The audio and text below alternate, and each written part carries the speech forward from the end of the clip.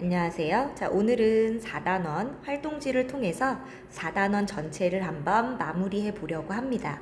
자, 우리 4단원은 문학에 담긴 어제와 오늘이라는 단원으로 문학 파트이기 때문에 좀 꼼꼼하게 봐주셔야 돼요. 자, 제목은 묵화였고요. 시예요. 자, 그래서 먼저 학습 목표 보시면 작품에 반영된 과거의 삶과 오늘날의 삶을 비교하여 작품을 감상할 수 있다라고 했습니다. 자, 그럼 먼저 묵화라는 시를 감상하기 들어가 볼 건데요. 자, 이 그림 우리 교과서에도 나와 있었죠. 자, 할머니와 소의 모습을 그림처럼, 특히 그 수묵화처럼 굉장히 잔잔하게, 자, 절제되게 표현하고 있었는데요. 자, 시의 내용은 물 먹는 소 목덜미에 할머니 손이 얹혀졌다. 바로 이 장면을 앞부분에서 먼저 그려주고, 자, 그림 다음에 뭐야?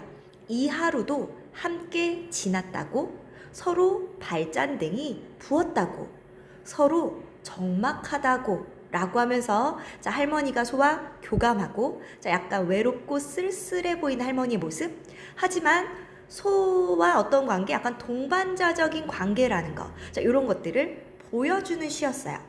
자, 그러면 할머니가 고된 삶을 살고 있다. 자, 할머니 어땠대? 발잔등이 부었다고 했죠. 자, 그러면 할머니가, 아이고, 쓰기. 발잔등이 부었다고.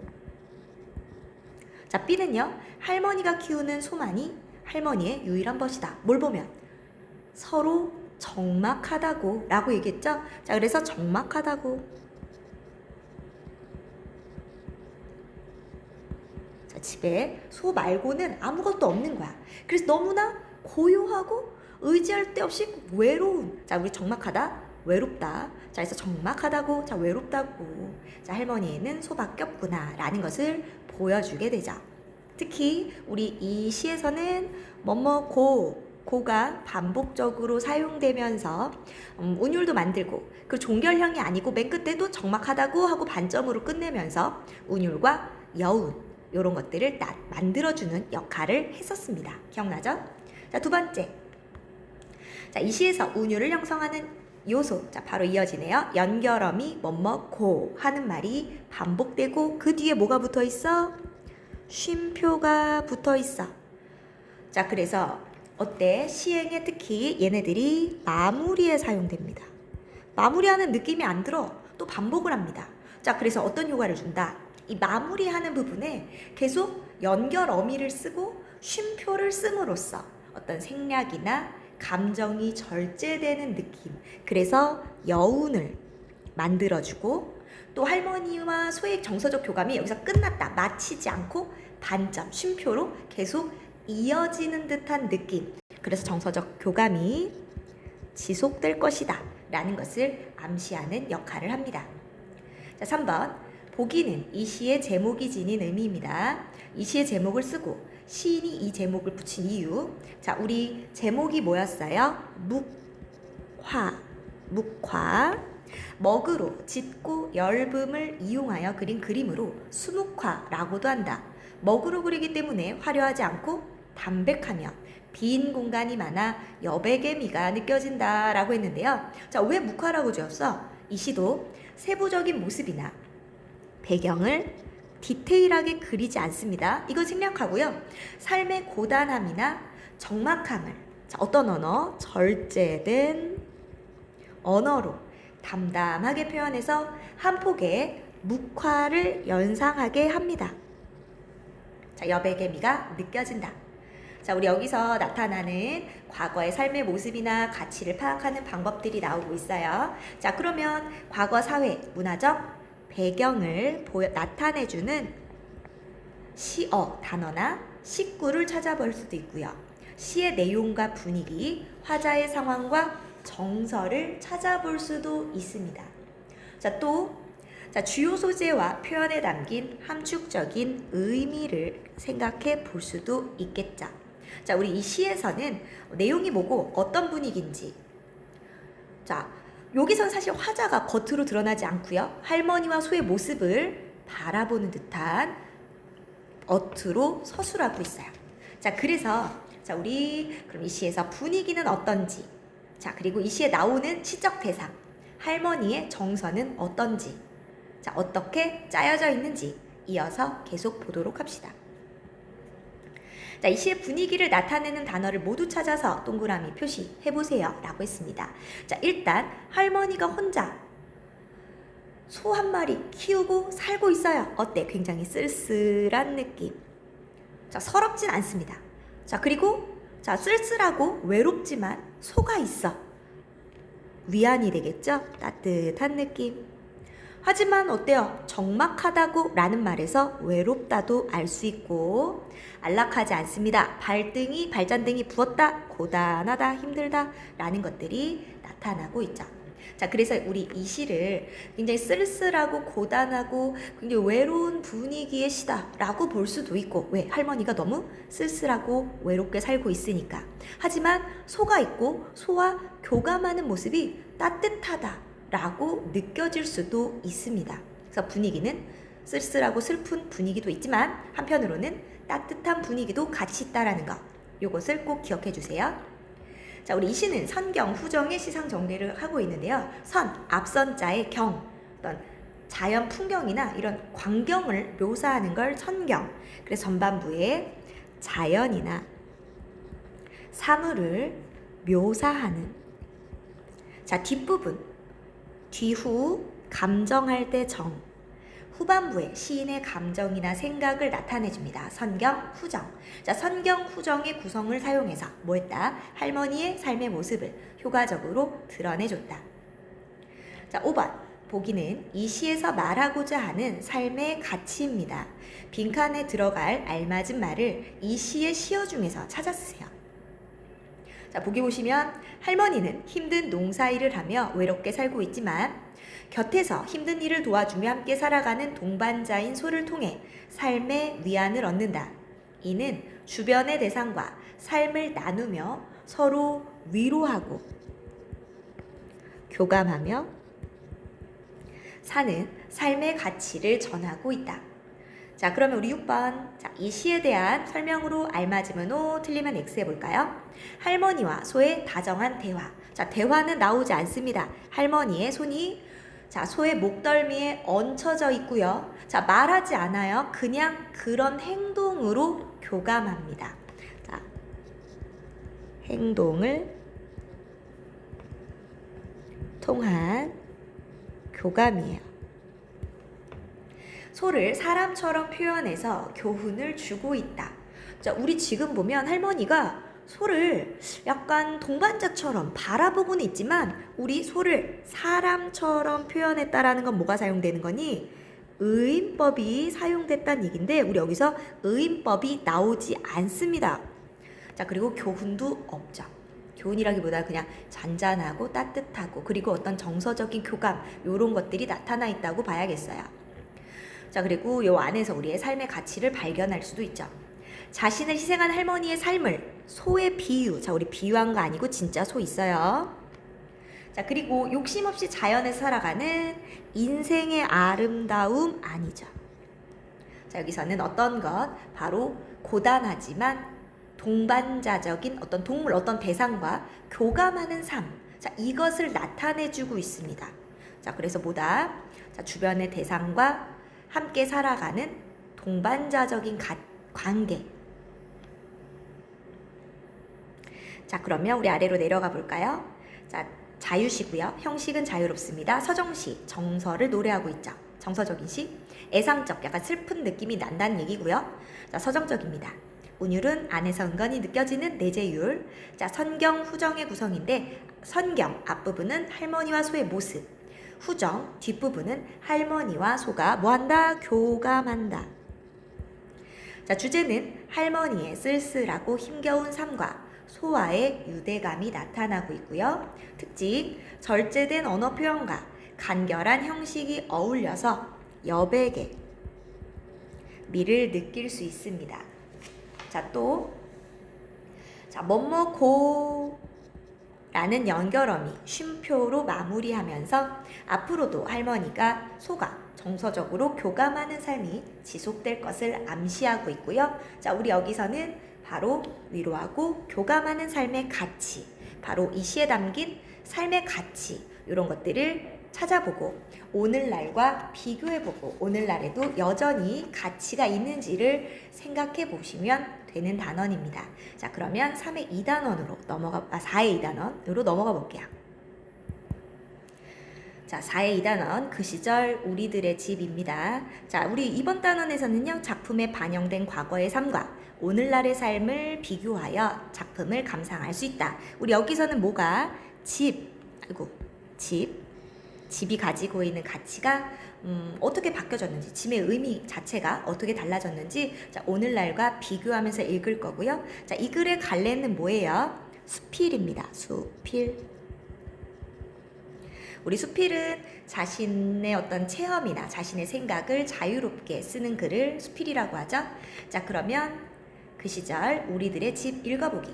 자, 일단 처음 단계에서는요, 자, 넷째 아들이 출산하는 과정이 나왔었는데 어머니가, 자, 우리 요즘은 어디서 나? 병원에 가서 낳는데, 자, 이 어머니는 어때요? 자, 별일 아닌 것처럼 해야 되는 일정, 그러니까 저녁 식사를 준비하고 이런 거 다 하고 나서 자기 혼자 아기를 낳을 준비를 합니다. 자, 집에서 낳았죠.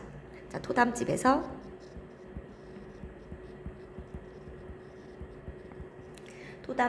태어난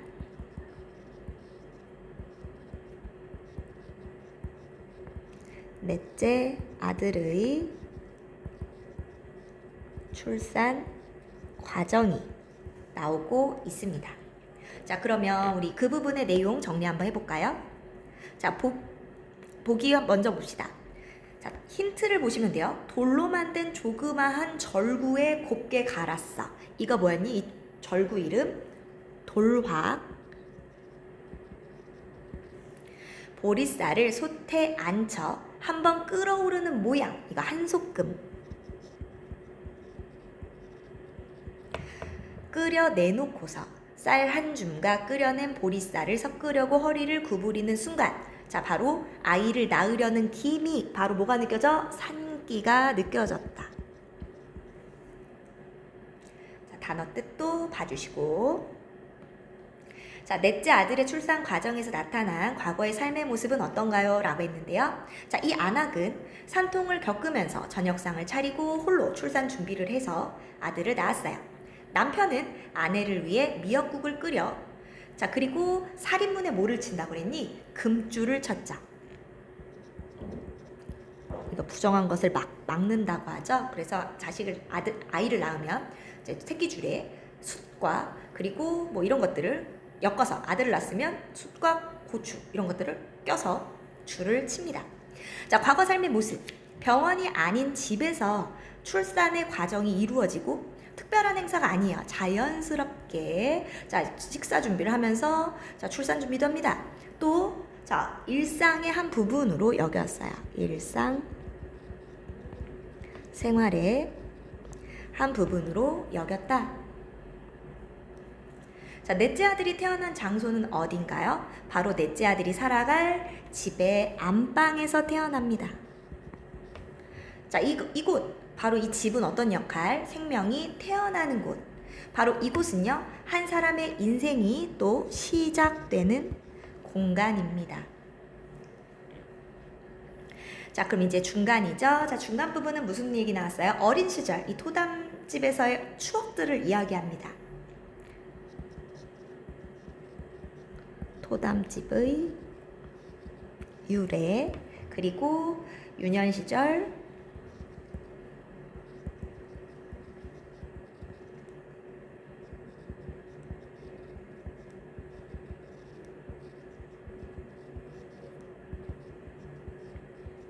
토담집에서의 추억에 대해서 이야기할 겁니다. 자, 봐볼까요?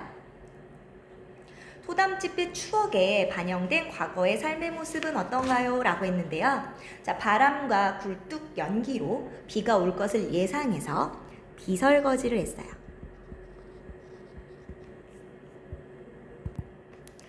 자, 비설거지가 뭐였죠? 자, 비에 맞으면 안 되는 애들을 가려주거나 이제 뚜껑을 닫아주거나 하는 것을 비설거지라고 했고, 또 비가 온 날 뭐의 울음을 들었니? 바로 지렁이 울음소리를 들었어요. 자, 그래서 과거 자연을 온몸으로 느끼며 자연과 함께하는, 자연과 가까운 삶, 이런 걸 자연 친화적이라고 합니다. 자연 친화적인 삶을 살았고요. 자, 글쓴이가 보기와 같은 표현을 사용한 까닭은 뭘까요? 일반적인 수필의 시점과 대조해서 써보세요. 자, 일반적인 수필의 시점은 뭐니? 우리 수필을요, 1인칭의 문학이라고 불러. 바로 누가 등장해? 나가 등장하고 나는 글쓴이 자신이에요. 근데 우리 여기서는 뭐 했어? 그와 그의 형제들은, 자, 바로 그라는 3인칭 시점을 사용하고 있죠. 자, 일반적인 수필은 어때? 자, 이렇게 글쓴이가 나로 등장해서 자기 얘기를 합니다. 이게 1인칭이야. 근데 이번에 여기서는요, 글쓴이가 독자에게 누구 얘기를 들려줘? 바로 그의 이야기를 들려주는 3인칭 시점을 사용하고 있어요. 그럼 도대체 왜 3인칭을 썼을까? 바로 주관적인 생각이나 느낌을 넣지 않고 어떤 느낌? 객관적인 느낌을 주기 위해서, 객관성을 확보하기 위해서다. 자, 이제 끝부분이죠. 바로 그 집은 탄생과 죽음이 다 있었지만 지금은 어때? 탄생과 죽음이 없다라는 얘기가 나옵니다. 탄생과 죽음이 없는 우리들의 집. 우리들의 집 뭐죠? 아파트죠. 아이는 병원에서 낳고 죽음도 병원에서 낳게 되죠. 자, 그래서 우리 시점이 끝부분에서 바뀌어요. 그 집 하고 3인칭으로 갔다가 우리들의 집 1인칭으로 바뀌죠. 자, 우리는 1인칭 복수형이죠. 자, 그의 이야기가 특수한 이야기가 아니라 우리 모두의 이야기다. 보편적인 이야기다 라는 것을 보여주고 있습니다. 자, 그러면 과거와 대조되는 오늘날 집에서의 삶. 자, 과거 토담집에서는요, 사계절과 밤낮의 변화를 분명히 느꼈다면 현재 사계절과 밤낮의 변화는 불분명합니다. 또 집에서 탄생과 죽음이 있었고, 자, 지금은 탄생과 죽음이 없죠. 자연과 조화를 이루며 자연의 섭리에 따르면서, 우리 따른다, 순응하면서 살아갔다면, 자, 자연과 단절된 상태로 자연의 이치를 거스르면서 살아가고 있습니다. 자, 그래서 우리 정리해보면 갈래는 수필이고요. 회고적, 사색적, 체험적, 감상적이네요. 자, 그래서 처음 부분 토담집에서 태어난 넷째 아들의 출산 과정, 중간 토담집의 유래, 유년 시절 토담집에서의 추억, 그리고 탄생과 죽음이 없는 우리들의 집. 자, 주제 보시면 토담집에서의 자연 친화적인 삶에 대한 그리움입니다. 3인칭 시점을 사용해서 그의 이야기를 서술했고요. 과거와 현재의 대비를 통해서 주제를 부각하고 있어요. 자, 그리고 학습활동에 나왔던 장독대, 끝내 지켜내던 가문의 상징이라는 수필, 우리 학습활동이 있었어요. 기억나나요? 바로 고향을 떠날 때, 자, 뭐를 싸갔니? 바로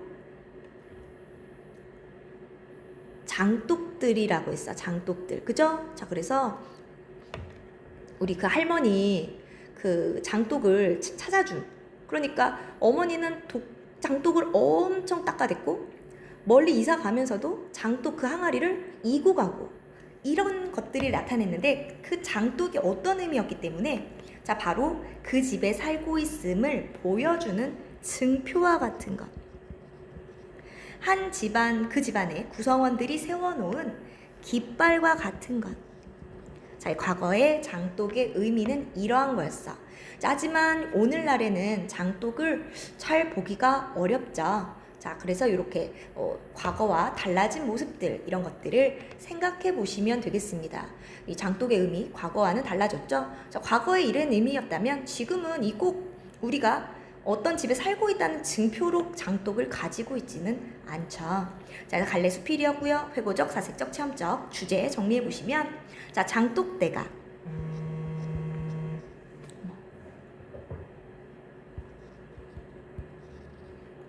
장독대가 사라진 것과 함께 우리 고유의 정과 사랑도 사라져가는 현실에 대한 아쉬움이고요. 글쓴이의 어린 시절 체험을 바탕으로 내용이 전개됩니다. 시대 변화를 대상의 변화에 빗대어 주제의식을 부각하고 있어요. 그래서 우리 보시면 장독은 간장, 된장, 고추장이 담겨있는 항아리인데요. 독. 하지만 과거에는 그보다 더 특별한 의미를 가지고 있었죠. 한 가족이 그 집에 살고 있음을 보여주는 증표다. 우리 고유의 정과 사랑이다 라고 정리해 볼 수 있습니다. 자, 그럼 우리 사회 2단원도 정리가 됐고요. 자, 이제 사회 3단원 정리하러 가볼게요. 자, 이제 세 번째 심청전입니다. 자, 우리 학습 목표부터 보면 작품에 담긴 과거의 가치를 오늘날의 관점에서 우리 심청전은 효라는 가치가 담겨 있는데요. 우리 이 효를 오늘날의 관점에서 심청의 행동이 과연 효라고 볼 수 있는가 요것을 생각해보는 단원이었어요. 자, 그럼 볼까? 자, 보기의 내용으로 봐서 신봉사 성격 어떠냐? 부터 시작하네. 자, 신세 한탄하는 신봉사에게 중은 쌀 300석을 시주하면 눈을 뜨게 된다는 말을 하고 이에 신봉사는 앞뒤 생각 없이 덜컥 시주하겠다는 약속을 해버린다. 자, 그럼 어떤 성격이니? 약간 생각이 짧죠? 경솔하다.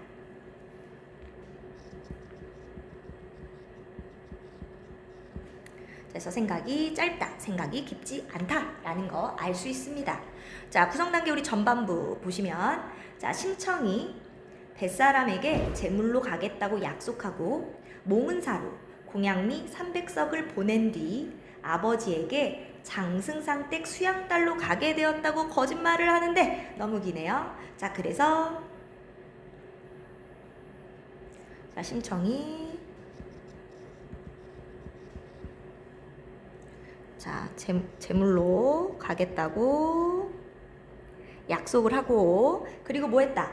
아버지에게는 장승상댁 수양딸로 간다고 거짓말합니다.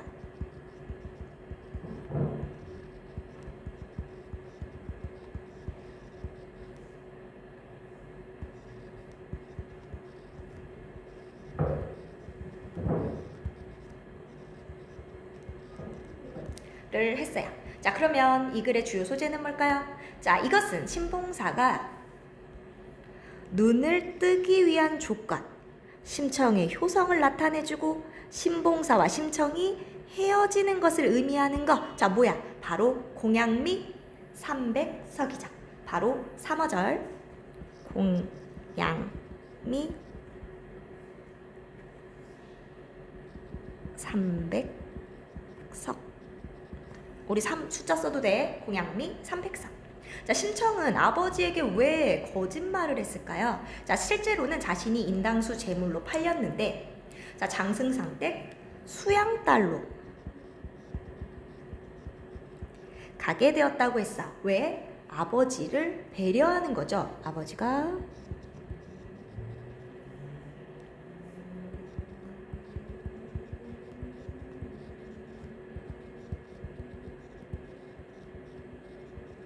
아버지를 배려했습니다.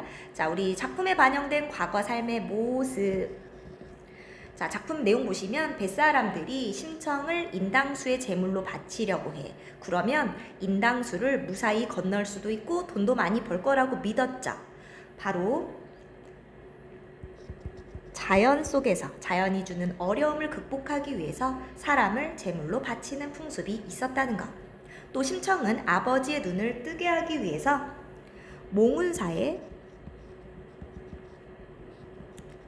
불전에 시주를 합니다.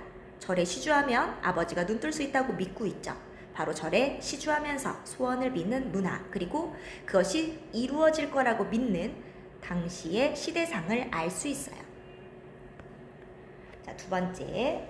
전반부 두 번째에서는요. 심청이 혼자 남을 아버지를 걱정하며 슬퍼합니다.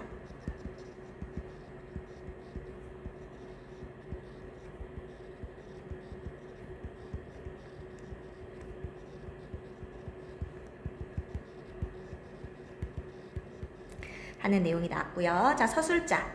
자, 지금 보시면 우리 서술자 뭐 한다 그랬니? 자, 중간중간에 자꾸 개입하는 모습을 보일 거라고 했어. 전지적 작가이기 때문에 가능하다고 했죠? 자, 볼까? 촛불을 대하여 두 무릎을 마주 꿇고 머리를 숙이고 한숨을 길게 쉬니. 자, 여기는 모습인데 아무리 효녀라도 마음이 온전하겠는가? 아, 제 마음이 어떻겠어? 라고 얘기하고 있죠? 서술자가 이야기 속에서 심청에 대한 서술자의 생각을 자기가 직접 이야기를 합니다. 자, 그래서 심청의 그 마음을 옹호하고 있는데요. 이거 뭐라고? 서술자가 개입하는 거. 서술자의 개입이 나타난다 라고 했죠. 그래서 우리 전개 부분은요. 자, 심청 자신이 죽고 난 뒤 홀로 남을 아버지를 걱정해요. 또 자신이 죽고 나면 아버지를 다시 만날 수 없다는 생각에 슬프고 절망감에 빠지게 됩니다. 배 떠나는 날이 오지 않기를 바라면서 울며 밤을 새우고 있죠. 자, 죽게 생겼으니까 어떻겠니? 약간 두려움도 있겠죠. 두려움. 자, 우리 이제 전반부 3은 자, 심청이가 아버지를 위해 마지막 진지상을 찾아드리고 사당에 하직 인사를 올립니다.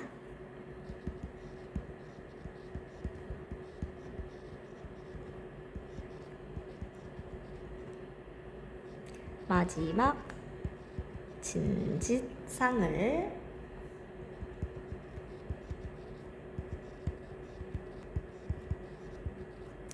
사당에 하직 인사를 올렸어요. 자, 그러면 신봉사가 꿈에서 수레를 봤단 말이야. 자, 수레는 2승에서 저승으로 옮겨줍니다. 자, 그래서 보다 심청의 죽음을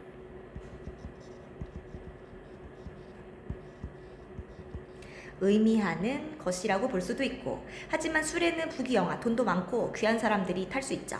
자, 심청이 살아나서 황후가 될 거다라고 해석할 수도 있어. 바로 꿈의 역할, 앞으로 일어날 일을 독자에게 암시하는 역할을 합니다. 앞으로 이런 일이 일어날 것이다 라는 것을 암시해줬죠. 자, 그러면 이어서 위기. 자, 비극적 상황을 표현하는 방법.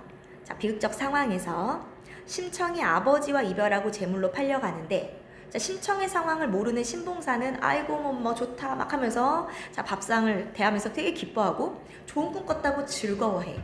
자, 그래서 우리 되게 막 슬퍼하는 게다기보다 이렇게 철없이 아버지인데도 약간 이렇게 행동하는 모습에서 자, 이별을 앞둔 심청이의 슬픔,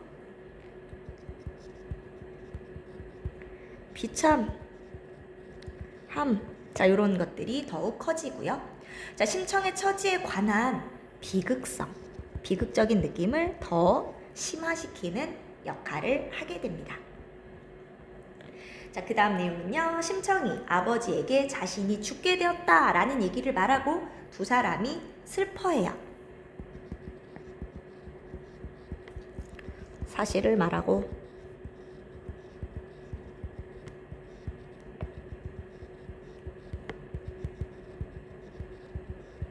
슬퍼했다.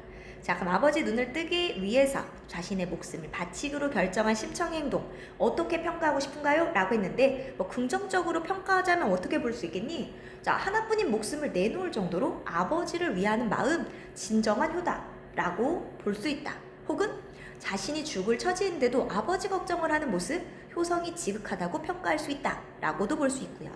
부정적으로 평가하자면 아버지 눈뜨게 하겠다고 자식 먼저 죽는 건 불효다.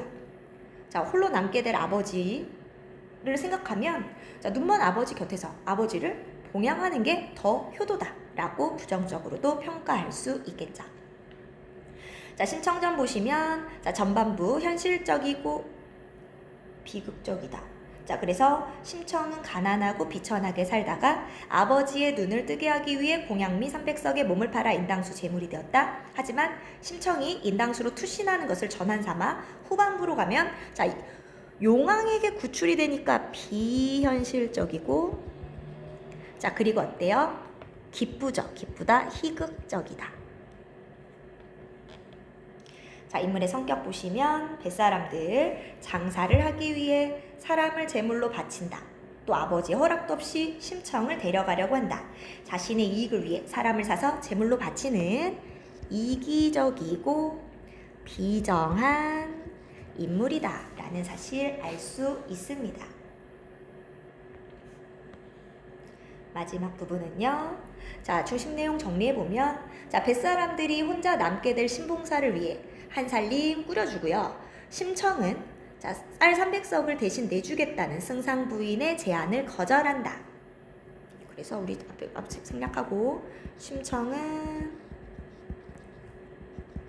승상 부인의 제안을 거절하는 모습을 보이게 됩니다. 자, 인물의 성격 정리해 보시면 자, 인물의 성격 먼저 승상 부인. 자, 쌀 300석을 내줄 테니 뱃사람들을 따라가지 말라고 하죠. 굉장히 따뜻하고 자비로운 마음을 지니고 있습니다. 심청은 뱃사람들이 낭패를 당하게 할 수 없고 한 번 정한 약속은 지켜야 한다고 말하며 부인의 제안을 거절하는 모습, 바로 타인을 배려하고 믿음, 신의를 지키는 것을 중시하는 성격이다 라는 거. 자, 그러면 우리 이 글의 주제 의시 바로 효와 관계된 한자성어. 자, 풍수지탄. 자, 바람에 흔들리는 나무의 탄식. 자, 바람에 흔들리는 나무의 탄식, 이거 무슨 뜻이게? 바로 나무는 가만히 있고자 하나 바람이 가만 내버려 두질 않고, 자식은 부모에게 효를 하고자 하나 부모님은 기다려주지 않는다. 그러니까 효를 하려고 했는데 이미 돌아가셨어. 그래서 어때? 너무 슬퍼. 자, 이게 풍수지탄입니다. 자, 우리 효 혹은 돌아가신 부모님에 대한 그리움 이런 거 나오면 풍수지탄이야. 반포지효. 자, 반포지효 뭐 떠올라요? 까마귀입니다. 까마귀 새끼는 어렸을 때 부모님이 먹이를 물어다 주셔서 먹고 자라면 다 자란 뒤에는 늙은 부모 까마귀에게 먹이를 물어다가 줘요. 자, 그래서 자식이 자라서 부모를 봉양하는 그런 것을 반포지효. 자, 혼전신성. 바로 저녁에는 부모님의 잠자리를 보아드리고 아침에는 문안을 드리는 겁니다. 자, 자식이 아침 저녁으로 부모님의 안부를 살피는 이런 것을 혼정신성. 자, 망운지죠. 바로 구름 문자죠. 구름을 보면서 그리워한다. 바로 멀리 계신 부모님을 그리워하는 정. 자, 이것을 망운지정이라고 합니다. 자, 이 정도 한자 성어들은 굉장히 중요한 것들이니까 꼭 알아두세요. 자, 핵심 정리 가볼까요? 자, 갈래는 윤리 소설, 설화 소설. 왜 설화죠? 자, 근원 설화를 바탕으로 하고 있다고 했죠? 자, 그리고 판소리계 소설, 고전 소설입니다. 자, 시점. 자, 고전 소설들답게 전지적 작가 시점이자 3인칭 전지적 작가 시점. 자, 교과서 수록 부분들의 구성이 나오고 있고요. 자, 주제는 아버지에 대한 지극한 효심과 인과응보. 인과응보 보니 뿌린 대로 거둔다. 효를 뿌렸으니까 복을 거뒀죠. 자, 그러면 자, 특징은요. 모교적, 자, 유교적인 덕목 효를 강조합니다. 현실 세계를 중심으로 전반부와 환상적인 이야기 중심의 후반부로 내용이 구분되고요. 전래되는 설화에서, 원래 설화, 효녀 지은 설화에서 판소리로 불려지다가 고전소설로 정착된 판소리계 소설이다 라는 거 봤습니다. 자, 이렇게 4단원 마무리를 해봤어요. 자, 그러면 우리 4단원 꼼꼼하게 한 번 더 확인하시고 틀린 부분이 있다면 고치시면 되겠습니다. 자, 그러면 수고하셨어요.